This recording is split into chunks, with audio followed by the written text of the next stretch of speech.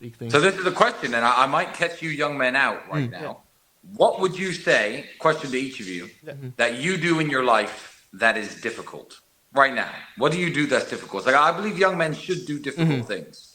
Okay, What perfect. do you do that's You want to difficult? start, Leo, and then I'll do Yeah, well, look, I believe I don't find it difficult. Going to the gym, I'm in there 4 or 5 times a week. Good. I enjoy Good. that. I just do it for fun. Where we've got, this is another business venture we're in, but me and Dimitri actually own a company together that we started as soon as we came out of high school. Yeah, in the 2019. As soon in as we turned construction 18, we industry. started a construction company. Yeah, so we've done that. That's been rough. Yep. And Yeah. we're now we're stepping into this space, which is something that, to be honest, it's something that we did not see ourselves doing at all. But we kind of believe it's, we don't really have a choice, especially seeing what happened to you guys. In our eyes, you guys did nothing wrong. You're just, in our eyes, doing what's right, what's like common sense kind of thing. 100%. And then they're trying to shut you up. Like I put Andrew's name on Google.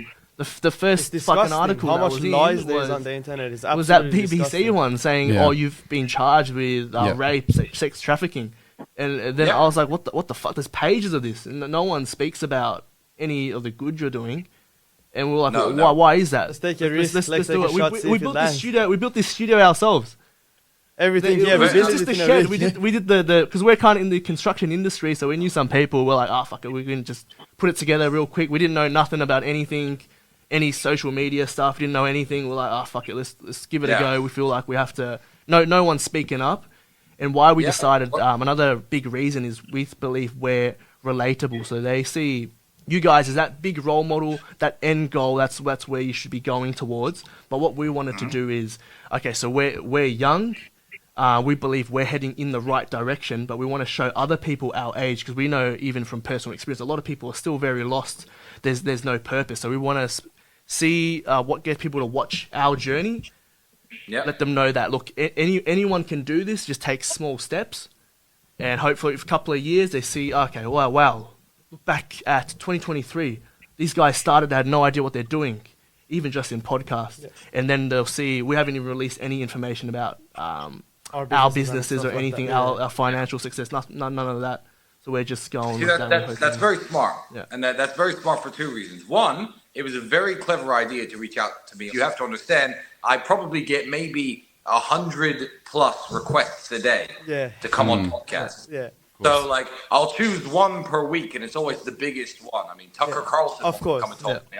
I'll say yes to that. But it's a very smart way to reach out to me. You guys have hacked the system. You should have seen us when we accepted. Yeah, I was going to sleep. I saw the notification and I was like, "Is this real?" Yeah. When you sent that video through, we were like, "What the fuck? Are we dreaming?" It's unbelievable. It's unbelievable. It's crazy. So again, thank you so much. Thank you so much. No problem.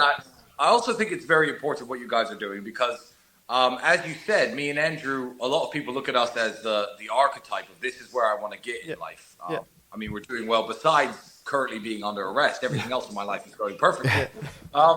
But our journey isn't documented. When I was your age, if you wanted to record even a video like this, you'd have to have some sort of expensive little camcorder. Phones couldn't make videos. There's a few pictures, and a few kickboxing fights and stuff like that was recorded, of course. But our whole journey is almost missing in the way that if we had started our journey in this day and age, it would all be documented. Yeah. That's what we're trying to do, so people can see the progress. Yeah. Because it's everyone. There's so many like scammers online. Anyone can make a short video and be like, "Yeah, you can do this, and make it all big and romanticize it all." But it's good we're able to see the small steps.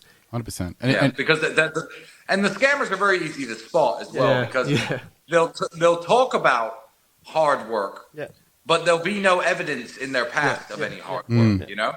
They're staying next to a rented car in Dubai, saying, "Oh, if you just talk to me, I can help you get rich." It's like, yeah, but how?